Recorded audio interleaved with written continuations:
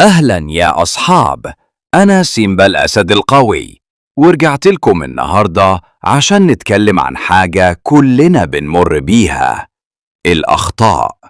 عارفين يا أصحابي، في ناس بتخاف تغلط ويفضلوا واقفين مكانهم عشان ما يتعرضوش للفشل، لكن الحقيقة إن الغلط مش نهاية الطريق، الغلط بداية لتعلم جديد.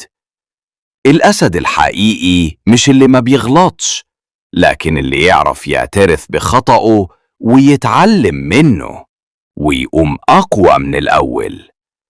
كل خطأ بيحصل لنا هو درس، حتى لو كان مؤلم، بيورينا إيه اللي ينفع نعمله وإيه اللي لازم نتجنبه بعد كده. ولو فضلت تعاتب نفسك على الماضي، عمرك ما هتعرف تمشي لقدام. أنا عارف إن في أخطاء بتوجع وبتسيب أثر، لكن صدقني الأثر ده بيكون علامة على إنك اتعلمت حاجة هتنفعك طول عمرك.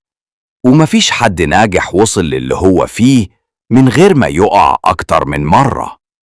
خليك فاكر، الفشل الحقيقي مش إنك تغلط، الفشل الحقيقي إنك ما تتعلمش من غلطك.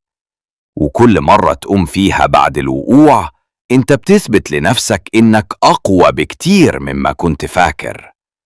وفي النهاية يا اصحابي، افتكروا ان الاخطاء مش عدوكم، الاخطاء معلمكم. وشكرا ليكم على وقتكم معايا النهاردة، ووعدكم نكمل المرات الجاية بحكم تانية تفتح عقولنا وقلوبنا. خليك متعلم، خليك قوي، وربنا معاكم دايماً.